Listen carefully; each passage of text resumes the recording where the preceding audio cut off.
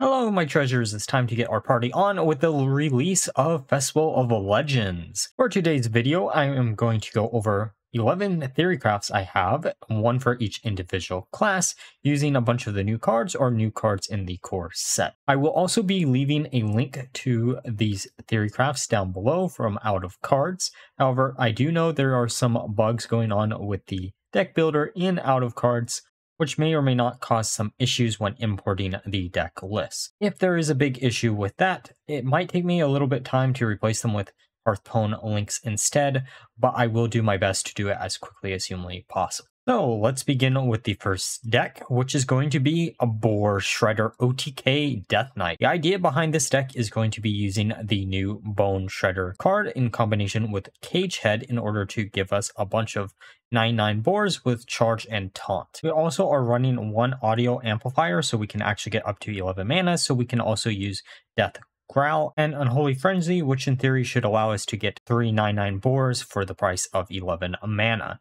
Also, if we have any additional ways to re-kill some of the minions that we kill with the Unholy Frenzy, such as a Construct Quarter that's sitting on the board, and then we can also get up to 36 damage instead of the normal 27. With how the deck is built, you should always be guaranteed the Cage Head Death Rattle no matter what. Sure, some of these cards are going to be dead early on in the game, but you should be able to control the board and swarm the board as a alternate winning strategy to actually get to the point where you can pull this off. All right, now for the Demon Hunter deck, which is going to be Menagerie Syntho Demon Hunter. The idea behind this one is going to be using a Lady Syntho in combination with some of the AoE buffs that you can give to minions in your hand, such as Party Animal or Stereo Totem, in order to buff her to absurd heights, and then use a bunch of really cheap spells in order to OTK your opponent. And if for some reason this doesn't actually pay off, you can also use a very small rush package in order to finish off your opponent that way instead. You also will be using Amalgam of the Deep to get additional copies of the key buff minions within the deck. This might be a little bit sus overall, but I did really want to try this one out, as it does provide a little bit of a unique twist on a stereotypical aggro Demon Hunter deck. Now for the next one, which is going to be an absolute miracle if we pull it off. It's going to be Miracle OTK Druid. The idea behind this deck is to use Moonbeam in combination with Solar Eclipse and a bunch of the handy dandy neutral spell damaging minions that we can all resummon off of Unending Swarm in order to OTK our opponent using 2 Moonbeams and 1 Solar Eclipse. This deck is actually probably the closest I'm going to get to my favorite style of Hearthstone deck, which are Malygos combo decks in standard Hearthstone anytime soon. So I'm really looking forward to testing this one out. And while I did end up settling on 40 cards instead of a 30 card version, I do think the 30 card version might be successful too. I just didn't want to clog up the deck too much with a bunch of these spell damaging minions without having a way to consistently control the board until we could actually pull off this combo. The other thing worth mentioning, you could use an audio amplifier instead of Astalor as a way to get 11 mana. However, the innovates in this deck act as a very similar card, and you shouldn't really need 11 mana in most cases. The only case that I could maybe see this coming up is in combination with Queen Azara, where you're going to get an additional Moonbeam off of this, but outside of that, this should be a really nice deck to try out. Now for the next deck, which is going to be Jungle Spell Hunter. The main card this is going to be centered around is a Jungle Jammer, which has a 33% chance of generate additional copies of King Crush if you can somehow manage to cast 8 spells while this is equipped. I know that's not going to always happen, but if it does, it could be incredibly funny, and then you can revive all those King Crushes later on in the game with a good old Stranglethorn Heart. The nice thing about Stranglethorn Heart is the fact that it is tradable, so you can shuffle it back into the deck to draw something else instead, and we are using a bunch of other cards in this deck to get us additional copies of King Crush to try to overwhelm our opponents. We also are using Instrument Deck as a way to draw into the Jungle Jammer as quickly as humanly possible, and this should be a fun one to test out. Alright, now let's annoy our opponents with Annoying Frontline Paladin, which is going to be centered around the Frontline spell, using the new Annoya Troop recruit package within Paladin that was introduced in Festival of Legends, while also using a bunch of early game holy spells to keep refreshing Starlight Groove as much as humanly possible.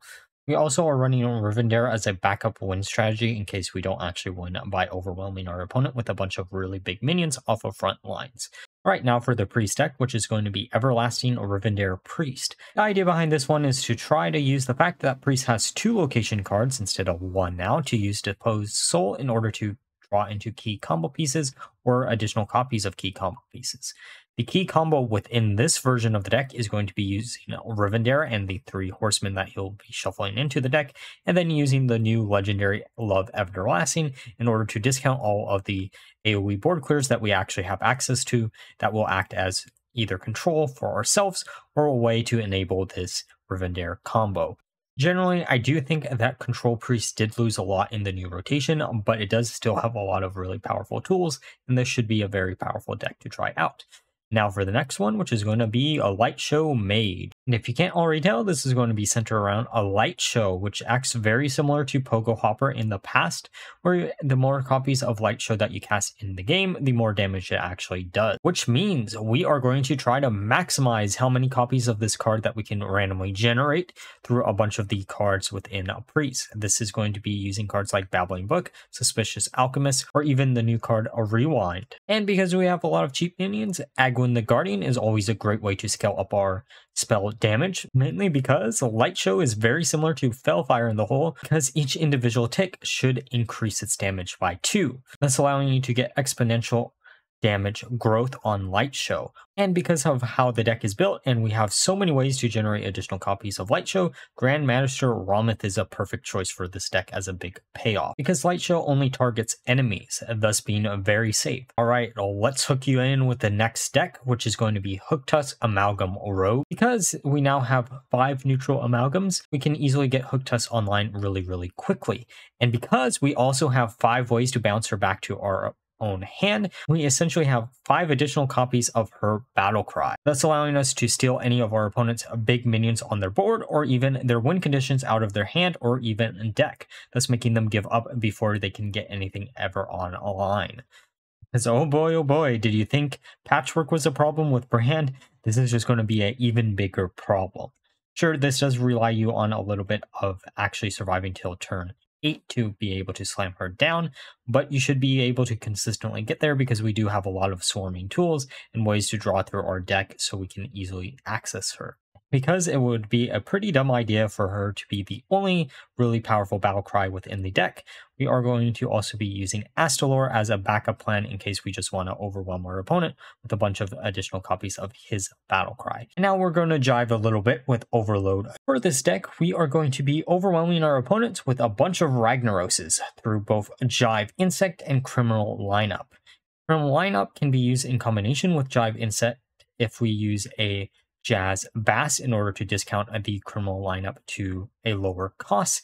And we also have access to generating a bunch of additional copies of both Jive Insect and Inza because we are using Dispose Soul, which may or may not be a little bit of cope. Now there is one other thing worth mentioning. A Jarn Scroll actually has a 1 in 3 chance of getting a Jive Insect, thus allowing us to accomplish our goal much easier. It also has a really small pool for cross spells, which is always nice too, in case you want to go for one of those for additional survivability. One thing I discovered, pun intended, when making a lot of these deck lists are there are a lot of cards that only discover one school of magic that are going to be incredibly consistent with this new rotation, a Jarn Scroll being a great example of this. Alright, let's charge into the next one, which is going to be Blackrock and Charge Warrior. Sure, most of the charge cards are going to be rotating out of standard, but we still have good old Gromosh and some pseudo-taunt cards within a warrior. The idea behind this one is quite simple. We have Blackrock and Roll in order to buff up all of the minions within our deck, while also doubling whatever buffs that we actually give to them using a Lothamar. And while we're trying to slam down one of these big minions, we're also going to be controlling the board, which is a bunch of the control tools that we have access to in standard. I know this deck might be a little bit sus, but I did open up a golden Blackrock and Roll, which is why I really wanted to try this one out. Because most cases, slamming down any of these minions while buffed up is just going to be able to finish off your opponent no matter what. I know there's other combos that you could be doing within a warrior that are a lot more funny, such as the Tony combo. But speaking of the Tony combo, let's get into the last deck, which is going to be King of Immunity Warlock. Because we have a Mal'Ganis back in rotation and the Jailer, we can use them in combination with each other to both make our own hero immune permanently and make our board immune permanently. And we have good old Tony, King of Piracy, as a way to just give our opponent an empty deck and make them take fatigue damage. And speaking of fatigue damage, we are actually using the new fatigue support within the deck too, as a way to maybe, in theory, actually give our opponent a big fatigue card. I honestly don't know how fatigue works when it comes to swapping with your opponent's deck, which is why I kind of wanted to try this out. You know, this combo probably won't end up working, as I'm pretty sure fatigue isn't considered part of the deck that you do actually swap. But either way, that is really just the side part of the deck. You don't really need it for the main combo, which is Mal'Ganis and the Jailer. Honestly, this deck should be incredibly flexible what it can actually do, either being a aggro deck through a lot of the fatigue support, or being a more controlled style of deck through a bunch of the curse support. Alright, so those were all the decks that I actually theorycraft. Let me know how they turn out for y'all if you do try them out, or what other theorycrafts that you actually have in mind. I always like to see what other people's deck ideas actually are, and like always, if you enjoyed the video, please like, comment, and subscribe. Until next time, bye bye.